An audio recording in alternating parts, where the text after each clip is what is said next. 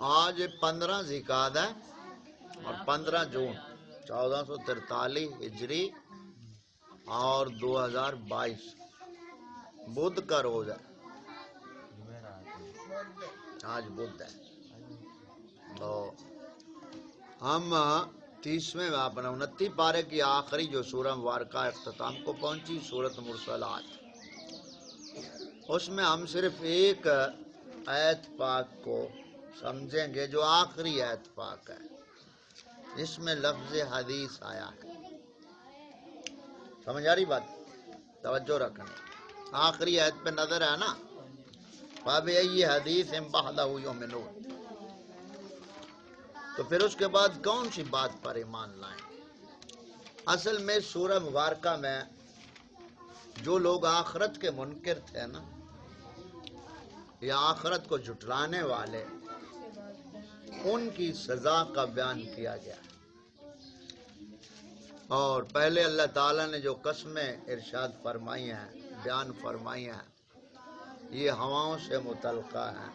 پھر قیامت ہے، پھر آگے سلسلہ رسولوں کو، یعنی رسولوں اس دن اللہ تعالیٰ کی بارگاہ میں جب سب کھڑے ہوں گے، قیامت کا روز ہوگا، تو رسول اپنی اپنی امت کے بارے میں گواہی دیں گے کہ ہم نے اے اللہ آپ کے دیے ہوئے احکام اپنی اپنی امت تک پہنچا دیے.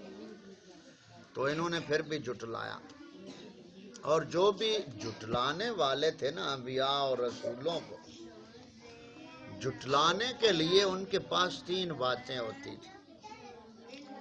نبیوں رسولوں کو جھٹلانے کے لیے مشرکین کفار جو معاندین تھے، ہٹ دھرم لوگ، ان کے پاس 3 باتیں ہوتی. وہ 3 باتیں کہتے تھے اپنے پیروکاروں کو، ماننے والوں، یعنی نبیوں کے مقابلے میں جو بڑے لوگ ہوتے تھے دنیاوی اعتبار سے، ان کے ساتھ جو چمٹے ہوتے تھے، یعنی چودھریوں وڈیروں کے ساتھ روٹی رضا کے پیچھے چمڑے ہوئے، تو جب نبیوں نے ان تک حق پہنچایا تو آگے سے انہوں نے 3 باتیں کہنی. پہلی بات، کفار مشرکین معاندین یہ کہتے تھے کہ نعوذ باللہ،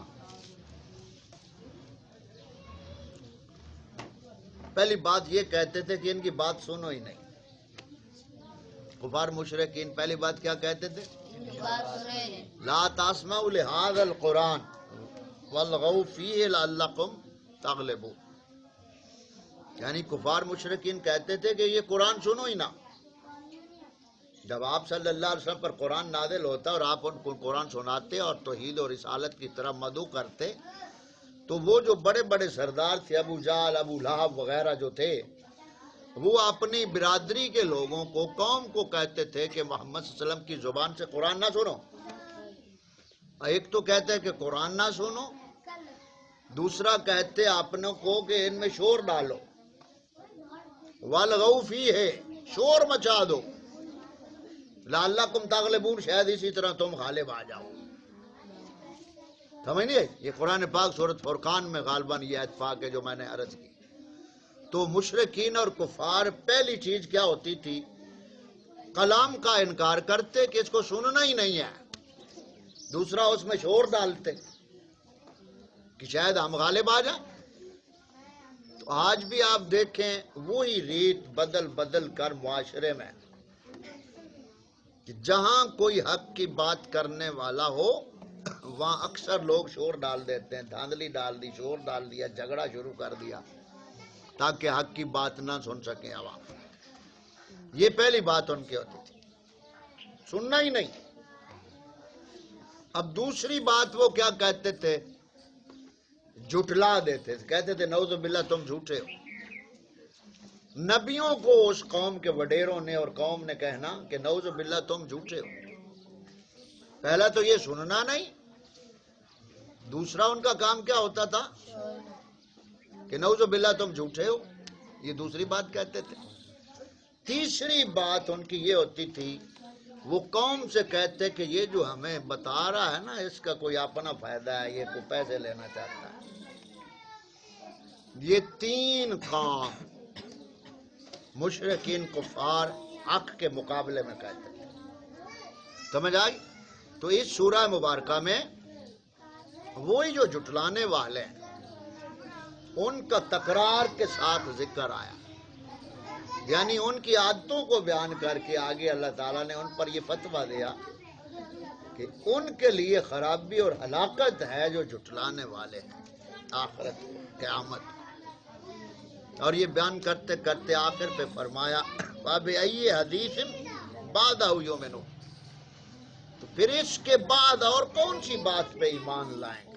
یعنی جب میرے نبی رسول تمہاری طرف آئے اور تم تک حق پہنچایا، تم لوگوں نے ہٹ دھرمی اور معاند بن گئے اور میرے رسولوں کو بھی نہ مانا اور حق کو بھی نہ مانا، جھٹلا دیا، تو اب تمہارے لیے ہمیشہ جہنم ہے۔ تو یہ مختصر خلاصہ تھا اس سورہ مبارکہ کا۔ اب آخری آیت پہ آپ تھوڑا توجہ کریں۔ دوسری بات یہ کہ یہاں جھٹلانے والوں کے لیے ہلاکت ہے، یہ آیت 10 دفعہ آئی ہے۔ اللہ تعالیٰ کی پکڑ اور عذاب کے حوالے سے 10 دفعہ تکرار کے ساتھ یہ آیت پاک آئی۔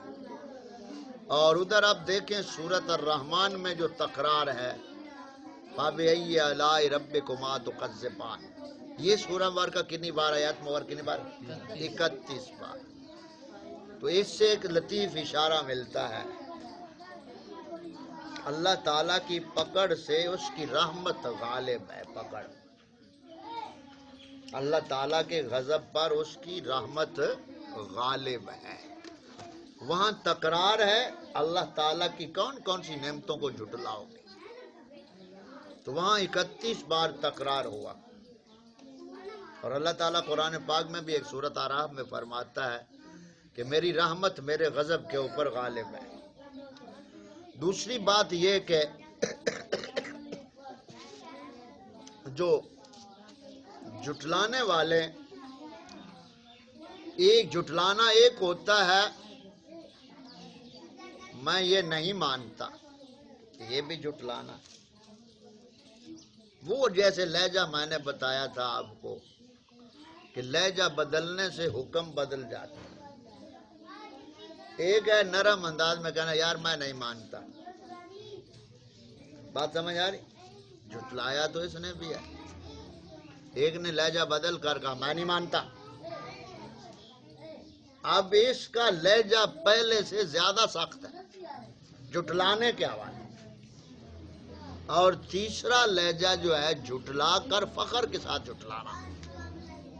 تینوں لہجے مختلف ہیں، سمجھیے، جھٹلا تینوں رہے ہیں لیکن تینوں کے لیے جیسے لہجہ مختلف ہے ایسے عذاب کی کیفیت بھی مختلف ہوگی۔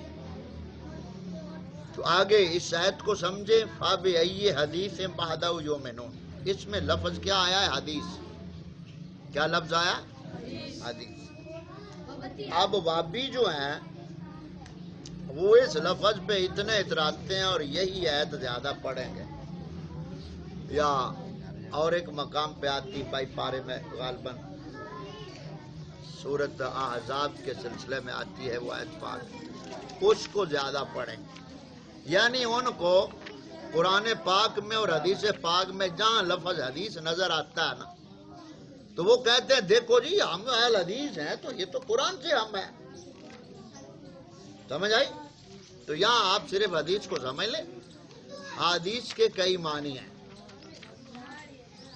حدیث کے کئی معنی ہیں، اس لیے ہم پوچھتے ہیں حدیث اگر آپ اس سے اہل حدیث ہیں تو پھر تو قرآن پاک میں تو یہ بھی ہے کہ یہ لوگ حدیث کو سمجھتے ہی نہیں۔ یہ سورۃ النساء میں، اس پہ خیر کسی وقت تفصیلاً بات کریں گے، فی الوقت آپ اتنا سمجھ لیں حدیث کی کتنی قسمیں ہیں؟ 3۔ حدیث کی کتنی قسمیں؟ بولو کتنی؟ 3۔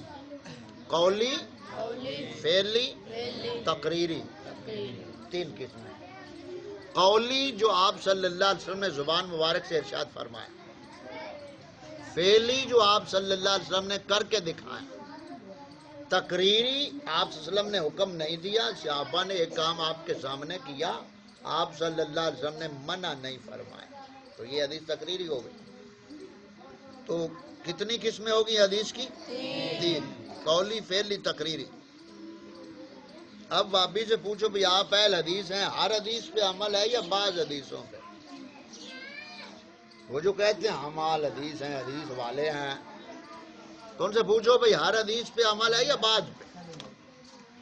اگر کہیں جی بعض پہ، تو پھر آپ کی کیا تخصیص ہے؟ کسی نہ کسی حدیث پر تو سب عمل کرتے ہیں، غیر مسلم بھی عمل کرتے ہیں۔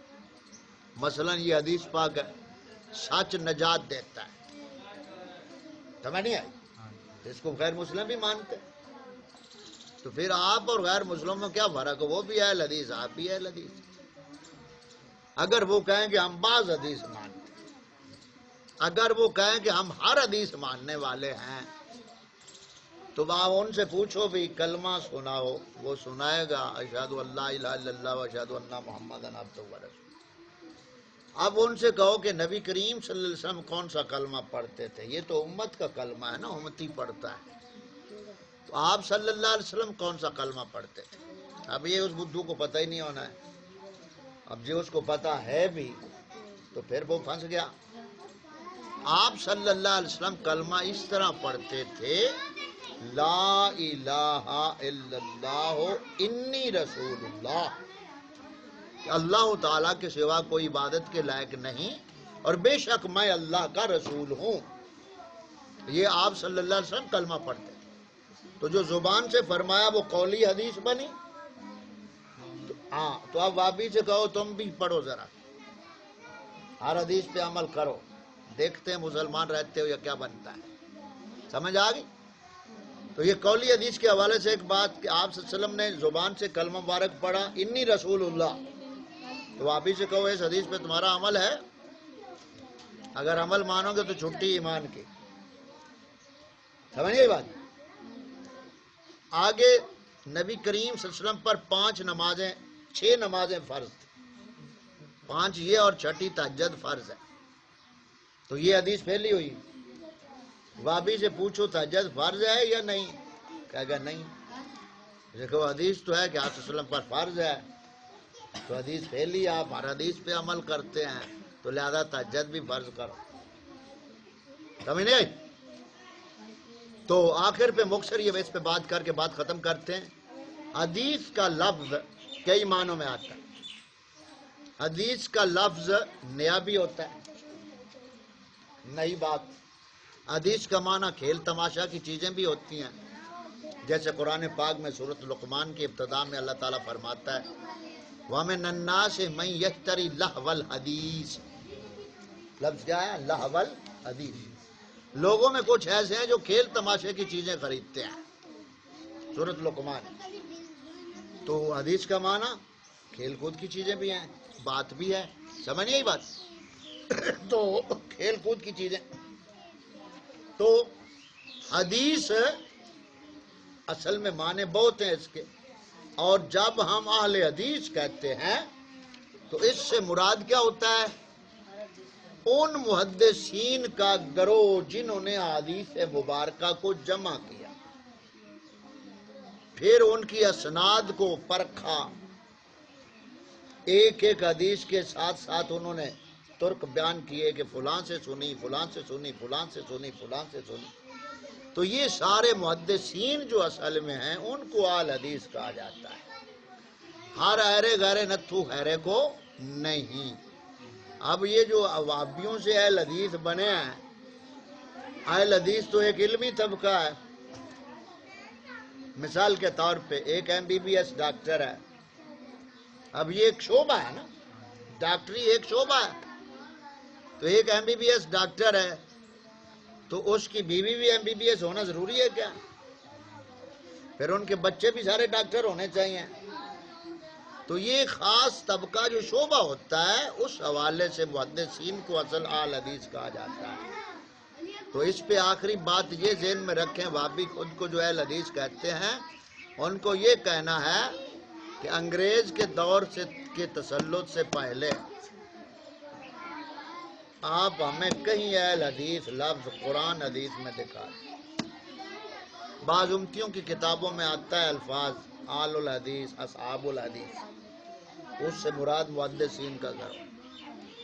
تو اصل میں یہ گروہ تھا وہابیوں کا بنایا ہوا، 1888 میں وابی محمد حسین بٹالوی نے انگریز کو درخواست دی کہ ہمیں وابی کہہ کر مار چھوڑا قوم نے، ہمیں وابی سے آل حدیث بنا دو۔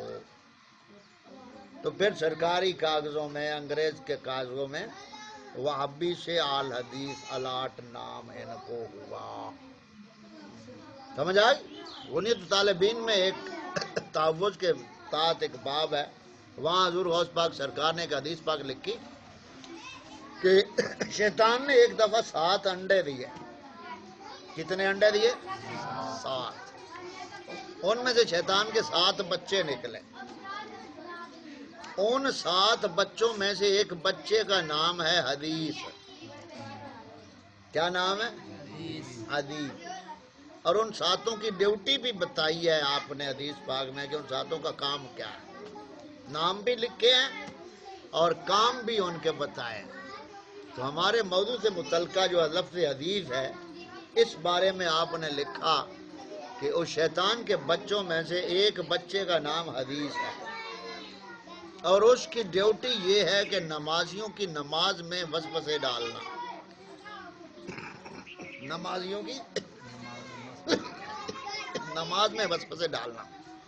آپ وسوسے کیسے ڈالتے؟ اے تو رفع دین نہیں کیتا، تیری نماز نہیں ہوئی۔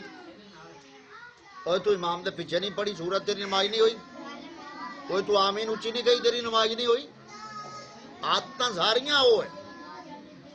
تو اس حوالے سے اگر یہ آل حدیث ہیں، یعنی وہ شیطان کے پیروکاروں سے، تو اس حوالے سے ہم ان کو آل حدیث کہہ لیتے ہیں۔ ورنہ شریعت اور دین میں جو آل حدیث ہیں وہ اصل میں کون ہے؟ محدثین۔ کون ہے؟ محدثین۔ اصل میں جہاں کتابوں میں اہل حدیث کا لفظ آیا یا اصحاب الحدیث کا لفظ آیا ہے تو اس سے مراد کون ہے؟ محدثین کا گروہ، جنہوں نے حدیث مبارکہ کو جمع کیا اور زندگی اس پہ اوپر اپنی لگا دی، ان کی اسناد جمع کرتے ہوئے اور ان کو پھر جمع کیا، تو وہ محدثین کا گروہ ہے جو علمی طبقہ ہے۔ محدث اور فقیہ ہم جو ہیں اور فقہ والے ہمارے جو 4 امام ہیں، ان کو یہ جو وہابی ہیں آل و رائے کہتے ہیں۔ کیا کہتے ہیں؟ آل و رائے، یعنی یہ حدیث چھوڑ کر اپنی رائے پہ چلتے ہیں، معاذ اللہ۔ وہابی جو بھونکتے ہیں، اب وہ بھی تو آل رائے ہیں۔ بات صرف اتنی سی ہے کہ ایک حدیث ضعیف ہے، وہابی سے پوچھو اس کو کس نے ضعیف کہا ہے، وہ کہے گا جی محدث فلاں محدث نے کہا ہے۔ تو بے وقوف تمہارا دعویٰ تو ہے کہ ہم قرآن حدیث کے سوا کسی کی نہیں مانتے، امتی کی بات نہیں مانتے۔ تو اب یہ جو محدث امتی کی بات مان رہا ہے، شرم نہیں آتی تجھے؟ قرآن حدیث سے بتا کہ اللہ تعالیٰ نے فرمایا یہ حدیث ضعیف ہے، رسول کریم صلی اللہ علیہ وسلم نے فرمایا کہ یہ حدیث ضعیف ہے۔ اب اپنی باری آئے تو محدث کی اصلاح کو مانتا ہے، اور محدث سے اعلیٰ فقیہ ہوتا ہے۔ فقیہ کا کام ہوتا ہے سندیں اکٹھی نہیں کرنا ہوتا، ایک حدیث سے مسائل ظاہر کر دینے ہوتے ہیں، اس لیے جو فقیہ ہوتا ہے اس کا محدث سے بہت اعلیٰ مقام ہوتا ہے۔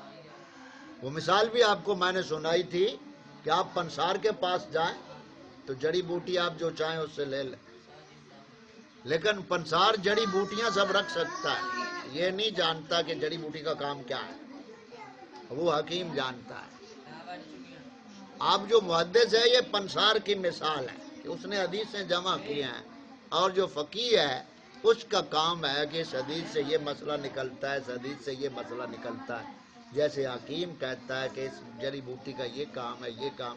اب پنساری کو تو ہر جڑی بوٹی کا پتہ نہیں ہے، تو پنساری جیسے وہاں جڑی بوٹیاں رکھتا ہے دکان میں، محدث اس طرح حدیثیں جمع کرتا ہے، اور جو فقیہ ہوتا ہے وہ ان حدیثوں سے مسائل اخذ کرتا ہے۔ سمجھ آ گئی بات کی؟ تو یہ ہمارا مختصر تعارف تھا آج اس حوالے سے۔ اب ہم دوسرے سبق کی طرف چلتے ہیں۔ اس لیے آپ تمام بچے بیٹا سیدھے بیٹھو، سب بچے سیدھے بیٹھو۔ تو ہمارا جو کام ہے وہ آپ کو بتانا ہے ایسے ماحول معاشرے میں جہاں دن رات فتنوں میں آپ سانس لے رہے ہیں، اور یہ ساری باتیں آپ کو سکول و کالج میں ایسے بتائی جاتی ہیں کہ جیسے وہ آپ کے بہت اچھے دوست ہیں. یعنی دوستی کے روپ میں اتنی دشمنی کمائی جاتی ہے. دوستی کے روپ. کبھی آپ نے میٹھا زہر دیکھا ہے؟ میٹھا زہر کبھی کھایا ہو؟ نہیں کھایا. کبھی پیا ہو؟ یعنی نہ آپ نے میٹھا زہر کھایا ہے اور نہ پیا ہے. تو پھر کیا کیا ہے آپ؟ چھوڑو. تو پھر کیا کیا ہے آپ نے؟ نہ کھایا نہ پیا، پھر کیا کیا؟ ہاں خیر، زہر سے بچ جاؤ گے تو جان بچے گی. ایک زہر جسمانی ہوتا ہے، ایک روحانی ہوتا ہے. روح کو مار دینا. ایک بزرگ ہوئے فقیر محمد چوراہی، پیر باؤ سرکار کے سلسلے کے وہ بزرگ ہیں، سلسلہ قادریہ سے. ان کی ایک کتاب ہے عرفان، 2 جلدوں. عرفان کتاب میں انہوں نے یہ لکھا کہ مسلمانوں کے بچے سکول و کالج میں مانوی طور پر ذبح کیے جاتے ہیں. مانوی طور پر یعنی ان کے گلے کے اوپر تو چھری نہیں رکھی جاتی، لیکن تعلیم کے خنجر کے ذریعے ان کی روح کو قتل کیا جاتا ہے. یعنی یہ سکول و کالج کو آپ نے مانوی بچڑ خانے بتایا. بچڑ خانے جانتے ہو؟ بچڑ خانہ کیا ہوتا ہے؟ بچڑ خانے میں جہاں جانور ذبح ہوتے ہیں، انہوں نے بزرگوں نے یہ فرمایا کہ یہ مانوی ذبح خانے ہیں. مسلمان بچوں کو وہاں ذبح کیا جاتا ہے. ان کے اخلاق، ان کی عادتیں، ان کی سوچ فکر کو تبدیل کیا جاتا ہے. اور ماں باپ کو یہ شعور ہی نہیں ہے. ماں باپ سمجھتے ہیں کہ ہمارے بچے ہیں، یہ غلط ہے. ہاں، بچوں کا جسم تو آپ کا ہے، لیکن ان کی روح سوچ فکر پر غیر کا قبضہ ہے. اس لیے اپنے آپ کو سمجھو کہ ہم کیا کر رہے ہیں اور ہمیں کیا کرنا چاہیے. اس لیے یہ تھوڑا تھوڑا ہم آپ کو بتاتے ہیں، یہ آپ کے ایمان کے تحفظ کے لیے، تاکہ آپ بڑے ہو کر کم از کم اپنے ایمان کو محفوظ کر لو. ٹھیک ہے.